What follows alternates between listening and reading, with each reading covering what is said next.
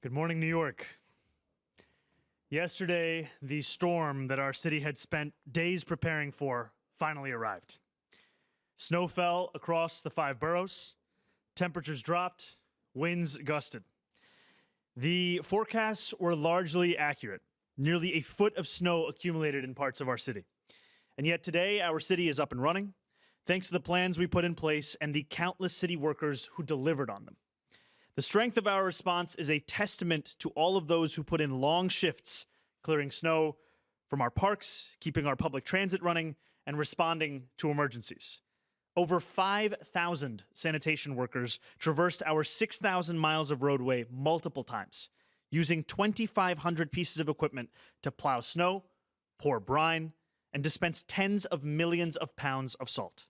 Every street in the city was plowed. Nearly 19 tons of anti-icing solution were applied to the East River bridges by our DOT crews. The City Tow Truck Task Force, which helped our 53 motorists yesterday and today, didn't just help keep roads clear across the 5 boroughs. They freed trapped motorists, escorted plows, and ensured ambulances could get to those in need. These are our fellow New Yorkers who do immense work that is often unseen and unrecognized. They keep our city running no matter the challenge before them. They deserve immense credit and immense gratitude, to which they would respond, I'm sure, that they were only doing their jobs. New York was prepared, and New York weathered the storm. I want to commend the leaders who are here with me today, those who are still hard at work at our emergency operations centers, and every agency that communicated and coordinated effectively across government to serve this city. And I want to commend also the countless everyday New Yorkers who did their part to help our city stay on its feet. The neighbors who shoveled snow off their stoop and then did the same for the stoop next door. The business owners who salted the whole block. The young people who brought supplies to the elderly couple upstairs. We prepared for this storm together, and we rode this storm out together. Now, while the worst is behind us, there is still more to be done as we clear the snow and restore our city. Our top priority remains ensuring that every New Yorker can remain safe and warm throughout this prolonged cold period.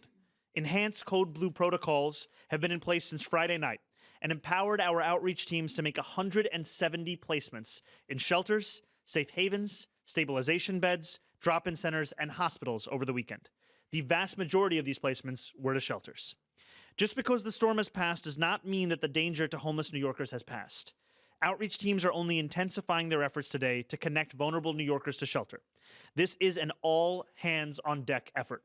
And I continue to ask New Yorkers to call 311, which will route these calls to 911 as it is a code blue, whenever they see someone who may require assistance. I also want to ask New Yorkers to continue to stay off the roads as much as possible for another day as DSNY crew continue to plow our streets. A hazardous travel advisory remains in effect. As we announced yesterday, today is a virtual learning day for our students, with exceptions for high school students and schools serving only grades 6 through 12 that are observing a previously scheduled professional development day. All after-school programs, adult education, and school-based programming have been canceled. As of 9:15 a.m. this morning, we have over 400,000 parent, student, and staff logons. Again, as a reminder, high school students and grades 6 through 8 students co-located with high school students had a previously scheduled day off for professional development, so our decision to go remote impacts a portion of our school system, about 500,000 students who are scheduled to be in school on Monday. I did visit a classroom this morning remotely alongside the chancellor and reiterated my offer to students that they could pelt me in the face with a snowball. They were very excited about that and asked for a time and place. I said, you can find me anywhere in New York City. There remain some interruptions to service. Alternate side parking is suspended today and will also be suspended tomorrow. Payment at parking meters will remain in effect. The Staten Island Ferry is continuing to run on a modified schedule every 20 minutes. And I want to also ask New Yorkers to be patient with garbage collection as DSNY prioritizes snow removal in the immediate short term. But our city is steadily coming back online. Lyft's suspension of city bike service has been lifted. The New York City Ferry is running once again and operating at 90% capacity. Buses and subways are also running normally, though I would encourage New Yorkers to budget some extra time on their commutes. Our goal is for all services to be fully restored by tomorrow, with all streets cleared, students back at school in person, and our city back to normal, albeit with a lot of snow piled up. I am grateful to all the New Yorkers who heeded our guidance to stay inside and to practice caution, and to every person who contributed to the citywide effort that allowed us to endure this storm successfully. Please continue to monitor the cold temperatures that we are expecting over this coming week and to look out for one another. As always, New York, stay warm, stay prepared, stay safe. Thank you very much. Now our Chancellor, Kumar Samuels. Hello, good morning. So this morning, I not only logged on with the mayor to a class where we read The Snowy Day, I also logged on with my own daughter before I left home. And so I was pleased to announce that both times we were able to log on, like most of the rest of the city, to our classrooms. Things have gone very well this morning. It was a smooth start to the day. Students were able to log into their virtual classroom quickly and get right into their school day. Schools and families who've been having any issues can call 718-935-5100. I've known that number forever, even as a principal. And so we also have 8,000 staff who are, on the ground spreading salt, deploying plows and shoveling to make sure that tomorrow we will be ready for school. And I tell all those people, thank you so much for your work. Thank you so much for your support. We have also opened 10 high schools across the city as warming shelters for families, for people looking for shelter. And we have school safety agents deployed in all of those situations. New Yorkers, your schools are a part of the city's ecosystem. We remain connected today, and we will continue to remain connected, and our schools will be ready for opening when the weather permits. Thank you very much.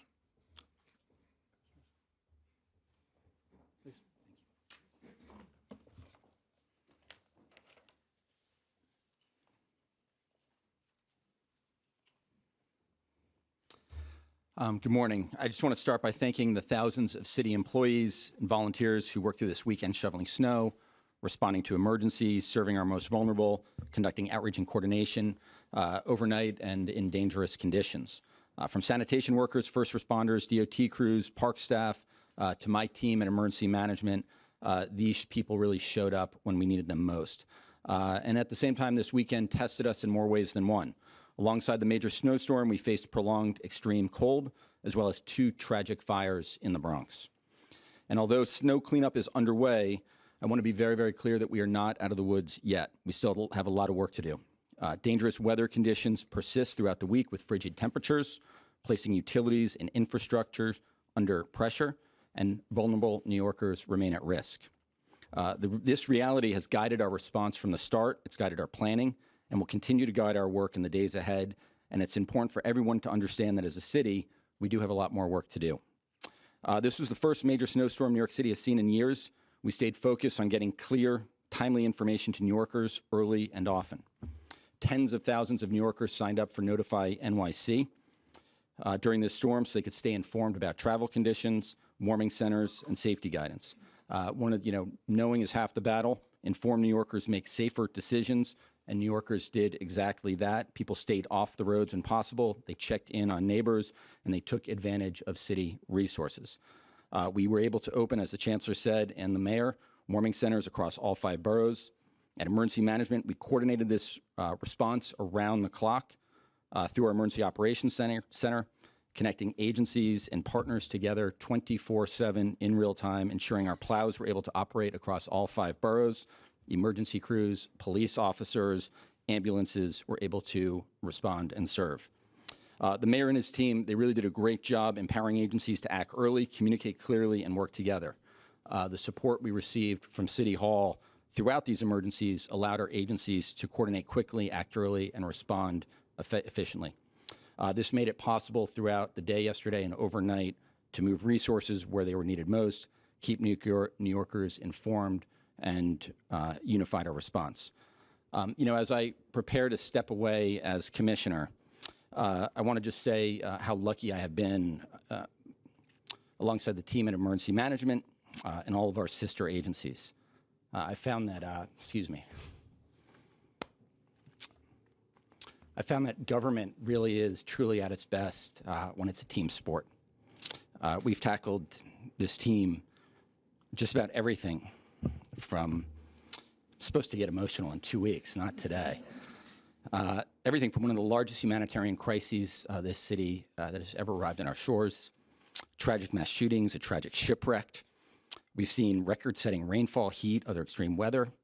We've had major cyber incidents, space weather, air pollution from Canada, aviation accidents. We've had building collapses, water main breaks, an endless number of fires. Up until now, my amazing First Deputy, Christina Farrell, and I have had it all, except a major snowstorm. And one of the things I want to say is I'm very confident that no matter what the future holds, this team has it. This team is incredible. And Mr. Mayor, I also want to say to you, you really are building a great team here at City Hall. In the short time we've worked together, it's been a busy, busy couple of weeks. And I've seen you and your team show up for New Yorkers on their worst days through 5-alarm fires and more. It's been a busy few weeks.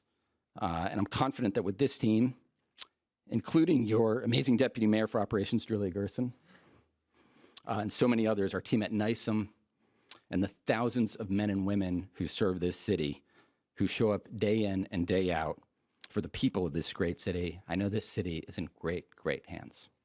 So thank you all so much.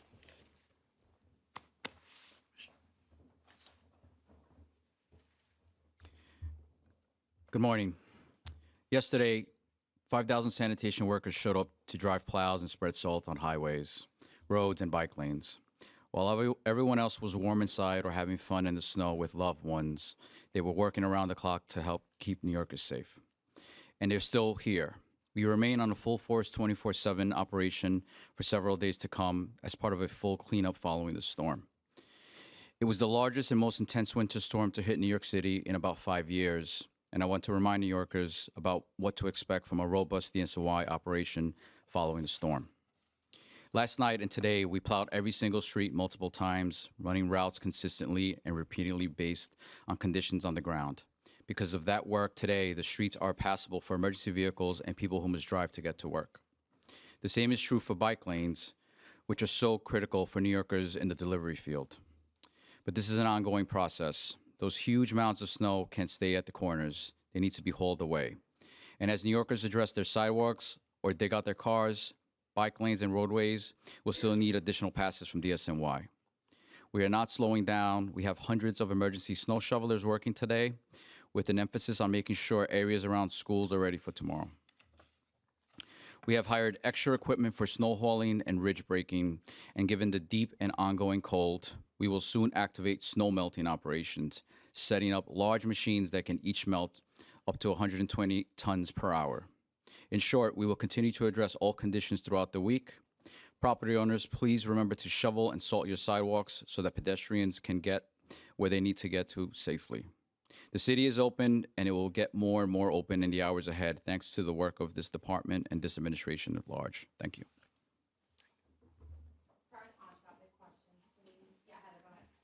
Hi, Mayor. How are you? Hi, how are you, Heather? I just want to address the 2 fires in the Bronx. Both of them had, unfortunately, deaths related to them. Speaker Menon, as well as Councilmember Pierina Sanchez, said that they were concerned about the lack of clarity and coordination when they got to the scene, particularly with information being communicated to residents, whether it was safe to go back into their homes. Just wanted to get your response on that. And particularly in District 14, they've seen a number of fires. Usually it's a big area where we see, they said 6 fires since December. Is there more resources being activated to that community to address these concerns? So this fire, frankly, the 2 fires that we saw over the weekend and this fire that you're asking about specifically, it was a tragedy. And my heart, and for all of us up here, goes out to the family of the deceased. The FDNY was at the scene of that fire about 5 minutes after the call was placed. The fire was under control within about 80 minutes. And right now, FDNY is conducting a full investigation, as they do. The preliminary cause that's been shared with us at this point is that of electrical wiring. And our city agencies were on the scene alongside FDNY, including DOB and HPD, to serve residents. And I spoke to Councilmember Sanchez directly yesterday evening, and we remained in close coordination to ensure that every single affected resident was given transportation to a hotel. And what I will say just broadly is, and Commissioner Iskel spoke about this in his own remarks, but a number of the times where we've seen each other have been at 5-alarm fires. We have seen each other at a number of the worst moments for New Yorkers. And on Saturday, I was at the first fire that occurred in the Bronx over the weekend. And when I met with the woman in whose home that fire began, and she leaned in for a hug, and I embraced her, I could still smell the ash on her clothing. And this fire, it consumes people's lives. People lost, in some cases, New Yorkers lost their life. In far more cases, New Yorkers lost their pets, they lost their belongings, they lost the things that really give them a sense of self. And I'm very thankful, frankly, for our partners in the council, as well as for our city agencies and our partners with the American Red Cross, because what I've seen so often is that it is in a moment of loss, of devastation, and it's at that very moment where people need help the most, and I'm proud of the work that people are doing. Yeah. Grand Street fire was the electrical. Yes, the second fire. Yes. Thank you. Hi, Mayor. How you doing? Hey, how's it going? Two sort of forward-leaning questions with this big storm being chased by very, very cold temperatures, particularly in the overnight hours. First, what is the sidewalk clear deadline, and are you worried with this kind of sleeting down ice last night and then already very cold, a lot of New Yorkers just simply won't be able to do it, and then what? And then also, you mentioned a number of removals of homeless individuals. We did have some people found deceased. Are you doing anything different moving forward into this next phase of the storm and cold as far as getting people off the streets? So I'll answer the second question first, and then I'm going to pass it over to our Deputy Mayor Kersen for the first question. So first and foremost, I send my deepest condolences to the families and the loved ones of those New Yorkers that lost their lives. Any loss of life is truly a tragedy, and that's why we're continuing to urge New Yorkers to get to a safe and warm location, and also if they see anyone who is in need of assistance to call 311, because as we are under a code blue, those calls to 311 are then rerouted to calls to 911. Now, what it means to be in a code blue, which continues today and will continue this week, is that shelters have relaxed their intake policies. Whereas typically you might have to go through a set of paperwork or processes, have to go to one shelter to go to another. What we are seeing for a code blue is that no one is turned away from these kinds of shelters. And that is a large reason why we're seeing the successful placement of more than 170 New Yorkers into a wide variety of places, vast majority being shelters. I also just want to say a deep note of gratitude to our city workers, especially at the Department of Homeless Services, who have been conducting outreach to homeless New Yorkers every 2 hours across the city. And what we are seeing, that this is also a reminder that if anyone sees someone out in the cold, call that number, connect them with services. We don't want New Yorkers to be out there. Yes, thank you. So we are looking for people to have cleared the sidewalks in front of their property before 11 a.m. this morning or as soon as possible. And if people see sidewalks that are not cleared, please report that to 311. Thank you. And I'll just say before we go to the next thing, this is also an opportunity to help for New Yorkers to help others in need. Today, this morning, when we asked students what they were going to do, a number of them spoke about snow angels, spoke about throwing snowballs, and there were also a number of students who spoke about helping their parents with shoveling. And I think that, yesterday as we were heading back from our press conference, I saw there was about an 85-year-old woman in Astoria who was struggling to shovel, and a very young neighbor of hers came over and started to help her, and then we helped together. And that's the kind of city that we also love and know. Good morning, Mayor. I like your Timberlands, by the way. Thank you. New York City snow here. This is one of the first big challenges of your administration. What have you learned so far about yourself, about your leadership style, and also what have you learned about the city resources, the readiness, what's still needed, what really excelled? What have you learned so far? Well, I think one of the key things that I've learned is just the immense amount of work that city workers have been putting in. Most of our attention when it comes to a storm like this is when the snow is falling. But the only way that you can actually respond to the level of snowfall we saw is that if you're prepared for it. Yesterday, the first snowfall hit Staten Island at 5 a.m. Sanitation trucks were out salting across the city at 5:10 a.m. That's only possible because they made the decision. And I really want to say also thank you to our commissioner. for increasing staffing of our 12-hour shifts, first to 2,000 sanitation workers per 12-hour shift, and then to 2,500 sanitation workers per 12-hour shift. And yesterday when I went at 6 a.m. to welcome a number of the sanitation workers who were coming back from a shift, we're about to go on to another shift for the shift change, what I saw also were the men and women of this city who so often are not recognized in the work that we're talking about. Our city government's ability to meet this moment, it is in part because of the leadership of everyone up here, and it is also in large part, frankly, because of the work of the men and women whose names most New Yorkers will never know, whose work they will never see. And I also think the other thing I'd say is, for all that's said about our city, that we are always in a hurry, that we are brash, that we are rude, what I think sometimes gets missed is just how much New Yorkers care for each other. And yesterday, as I went through the city, I saw so many New Yorkers who were just lending a helping hand to people whose names they didn't know, whose stories they didn't know, but all they knew about them was that they too were New Yorkers. They too deserved a helping hand. What did you learn about yourself, your own leadership style? That people care a lot if I don't wear a hat. And I will tell you, I was brushing it off, and then towards the end of the day, my hair started to freeze, and I did put on a nice beanie, and I was much warmer. So I appreciate the feedback. I will take it moving forward. Yeah, thank you. Hi, Mayor. How are you? How's it going? If I understand it correctly, doesn't Code Blue, in addition to being relaxed shelter rules, also mean that people, if they're outside in life-threatening temperatures, can be forced to come off the streets? Isn't that also part of Code Blue, and is that happening? I wonder if you can give me a sense, or anyone of, how many times has that happened in this storm where, someone has been told, no, you can't stay here, you have to come in? And then also, is there anything else you can tell us to fill in the blanks on the circumstances and the deaths of those people who we initially thought might have been homeless but ended up not being? I think I'll answer the second question, then I'll pass it over for the first. I think this is part and parcel of any fast-moving situation, that we always want to share with New Yorkers what we know at the time.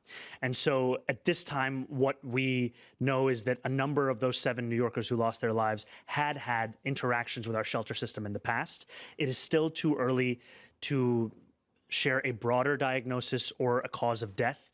However, as you've said, and I think as many New Yorkers know, this kind of cold, we haven't seen this kind of cold for 8 years, and it is debilitating. Yesterday, we were driving over the Triborough, I think it was, and as we were driving, I saw a man who had pulled over his car. We stopped, I went out, and he had tried to avoid a car that had made a sudden stop, and in doing so had skidded over to the side of the bridge.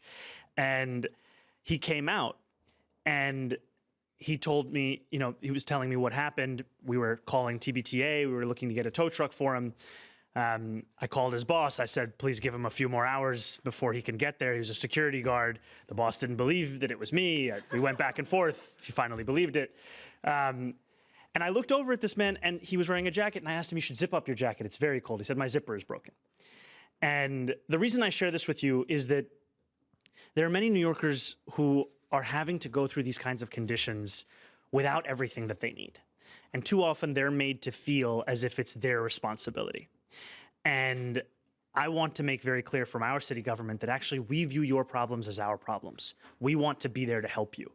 And what I've seen city workers do in providing that kind of warmth, on Saturday morning when I went to the warming center after we saw that fire in the Bronx, and I was there alongside Speaker Hastie and State Senator Jamal Bailey and Councilmember Kevin Riley, was that New Yorkers were at a loss of what could happen next. This was before the worst of the storm was to hit. What could they do? And it was through the kindness, the service of city workers and also the American Red Cross that they were finding a moment to get a sense of themselves. So I'll pass it over for your first question. You're very welcome. Good morning. Yes, if an individual is in danger, right, danger to themselves or to others, we will involuntarily remove individuals to the hospital. That is our our solution of last resort. Wherever possible, we really try to build relationships and trust with the individuals that we serve. Over this weekend, there were 3 involuntary removals to the hospital, but as the mayor has noted, many, many more voluntary removals, and that is based on the long history and relationship building that outreach workers do, and to convince people that this is, in fact, a truly exceptional circumstance and they need to accept a placement. Hi, Mayor. So did you give the guy a jacket? Is it working? No, we actually put him in his car and gave him hand warmers, got the heat back up. I wanted to ask, one of the things I noticed, and I've heard complaints from people, is that bus stops haven't been cleared, and even crosswalks, like even this morning coming to City Hall, Park Place, and Broadway, like it was about 2 feet high when they cleared the sidewalk. So whose responsibility is it, particularly for bus stops? I saw yesterday tons of, elderly getting on buses, and it's difficult for people to climb over the snow pile. So I don't know if that's the property owners who have the bus stops in front, or whose responsibility is that, and if the city will step in to get some of these cleared. Yeah. I'll have our deputy mayor speak. Yeah, sorry. Yeah, it is the Department of Transportation's responsibility to clear bus stops, and we have activated extra resources from our contractor and our DOT staff to be working on that. This was sort of an extraordinary amount of snow, and as you know, all of our workers are working to do everything around the city to clear snow in front of their properties, but we are working to clear all those bus stops. Do you have data on how many were cleared? I saw, anecdotally a photo of Brooklyn, but I can tell you, like Queens Boulevard yesterday, Major Artery, none of the bus stops were cleared, and the buses were still running. So do you have data on how many bus stops were cleared yesterday and today? Not immediately, but people should report those when they see them so that we can respond. Back to the question about the people, the homeless people who are on the streets. And I know that getting 170 people into shelter is momentous and hard to do, but there are sometimes 3,000 or 4,000 people on the street at any given time. I'm wondering, when you do this outreach, where are you going? Are you going to the encampments? Are you going to the subways?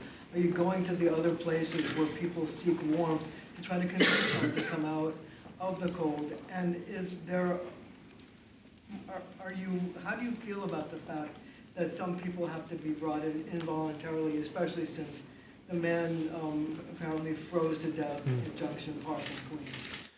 Look, I think the work of these incredible city outreach workers is both of their own planning, where they know where they have to go to actually find and meet and make the case to homeless New Yorkers, but also it's in response to New Yorkers' calls to 311.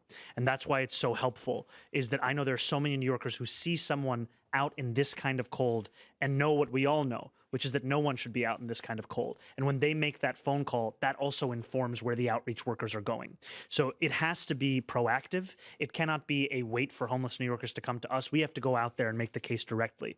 And I think that the 170 placements, as you said, it's not only a testament to the outreach work that's being done, it's also a glimpse into the far larger number of conversations that are being had.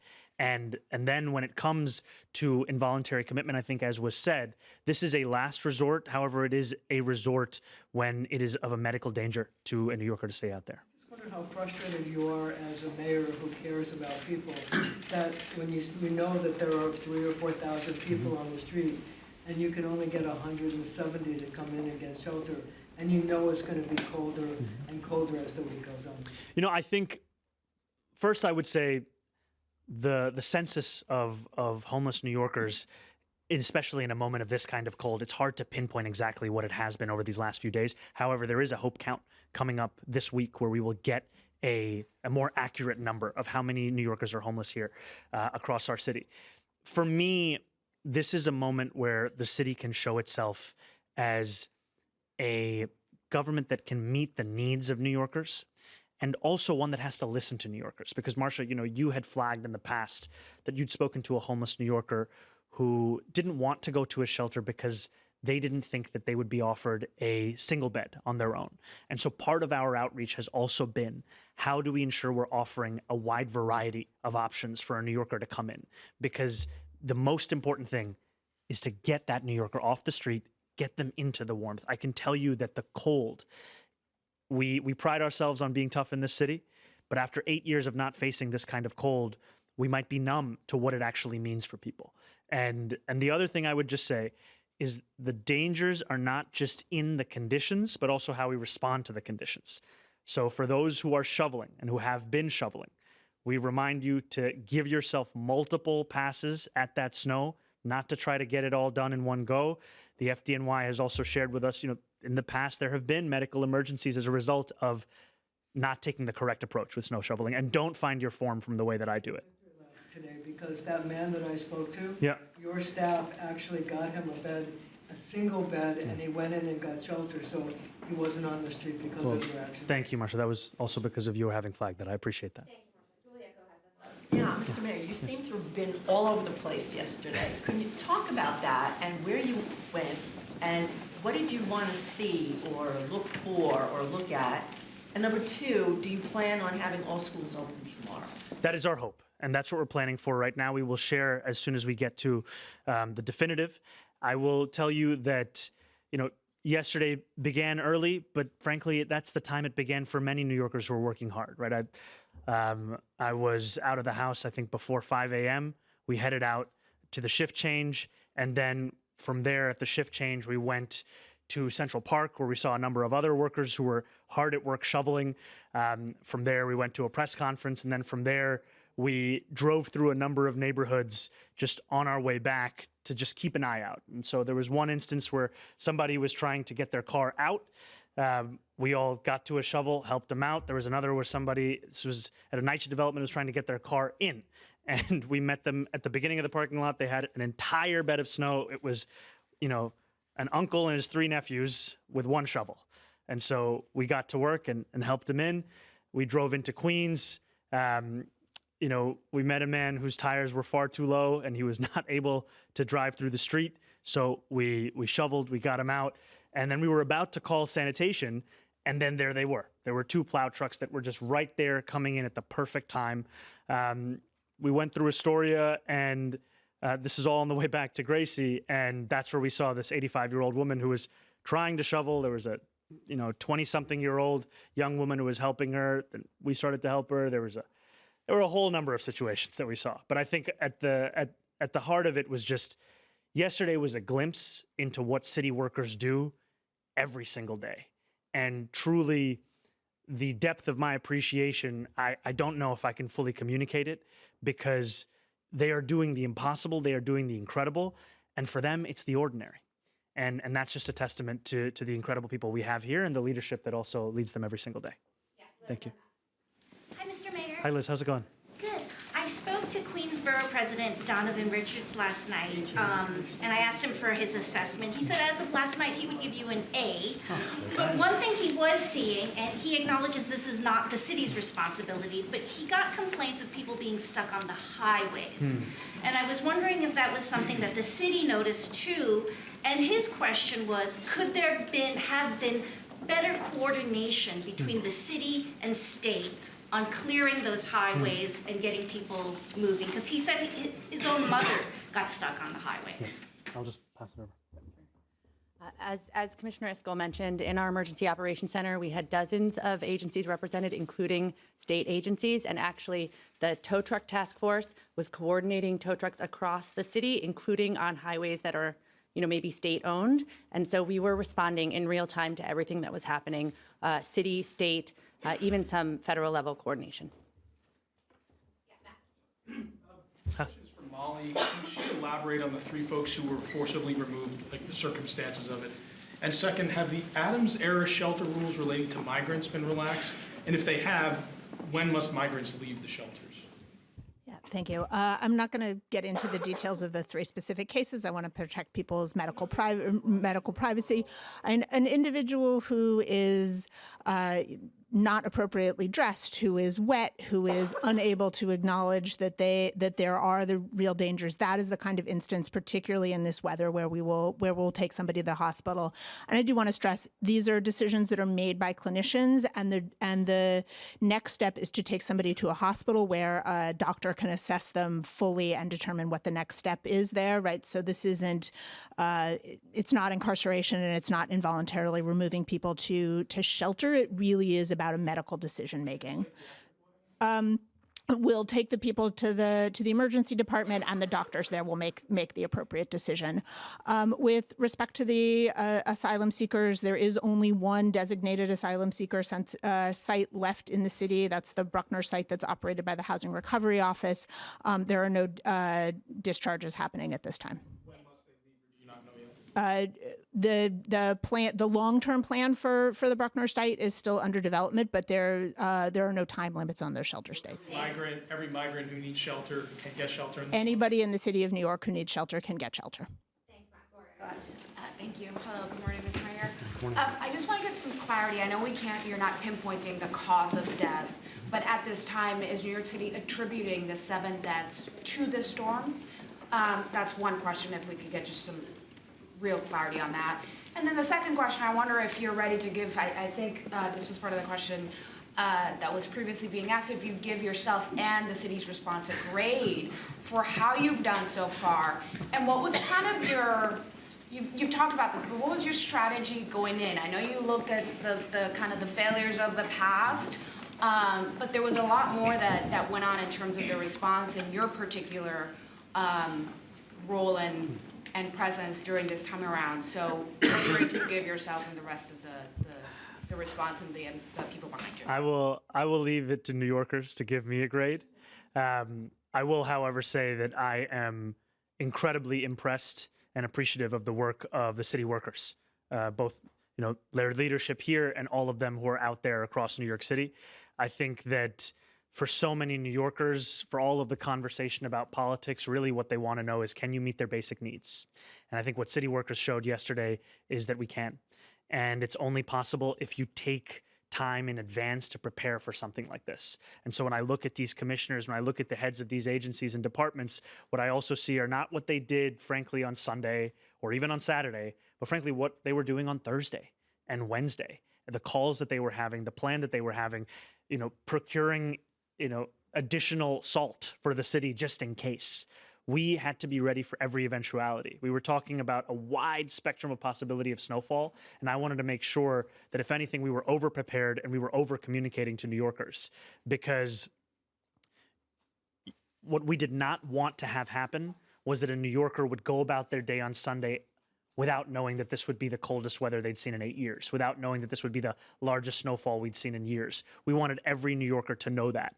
And I'm also appreciative of those that are working behind the scenes. I've had a few, opportunities to meet them, but even the incredible men and women who run Notify NYC.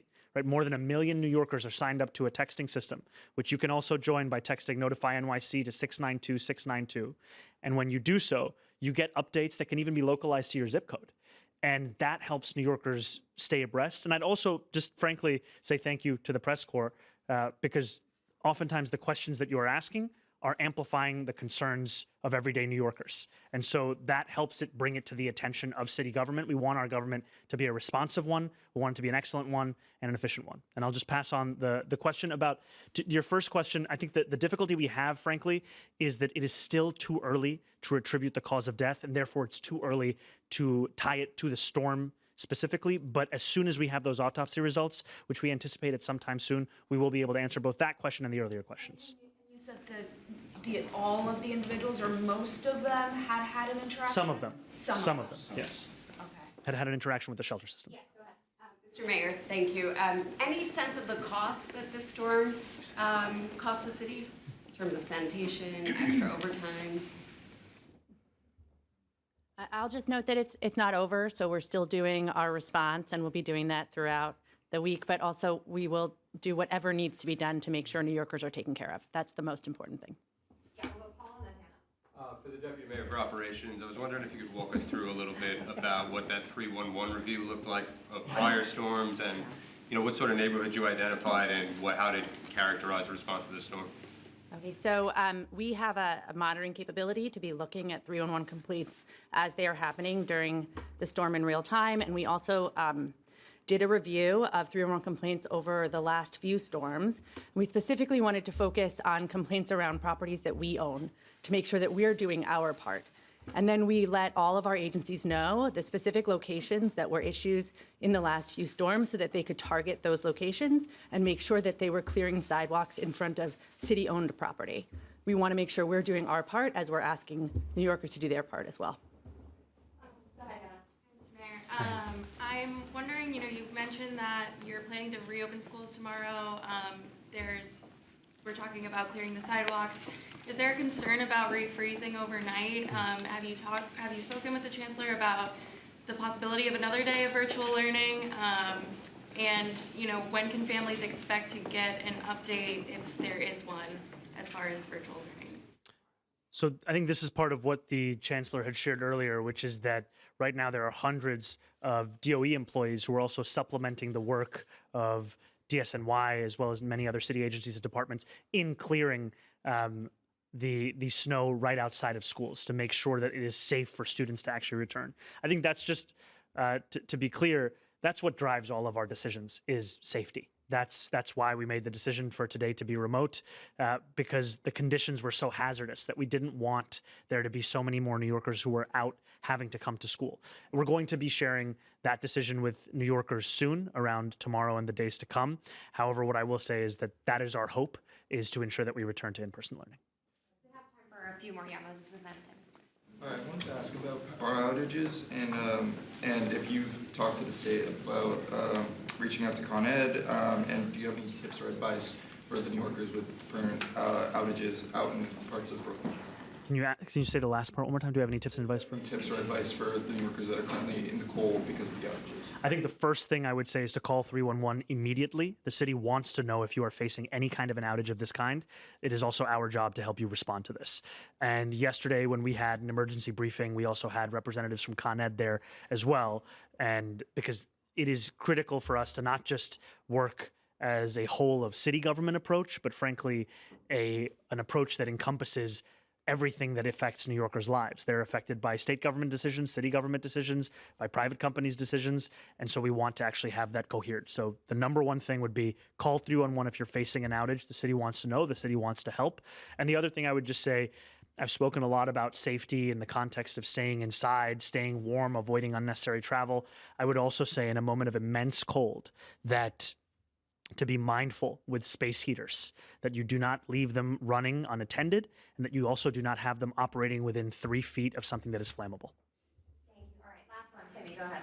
So yesterday you told students they could throw a snowball at you if they were upset. Has anyone done that yet? Not yet. A number of the kids this morning were very excited about it. So I feel like it could occur at some point today. Just on my toes. All right, sorry, just one more right here. Yeah. I just had one off topic. Oh, hey, Sally, how's it going? Good, how are you? Doing well. Last week, we reported that your law department is suing to stop the production of this TV show Behind the Badge, as well as Kaz Daughtry is going to Homeland Security. So I just had two questions. One, are you in touch with Mr. Daughtry at all in his new position or soon-to-be new position? And two, have you seen the footage of this show, and do you have any reaction to how much access these camera crews got to crime scenes? So I am not personally in touch with Mr. Daughtry, and I have not seen the footage myself of this show. I can tell you, however, that we're continuing a pre-existing law department policy on their action that they're taking. Okay. Thank you all so much.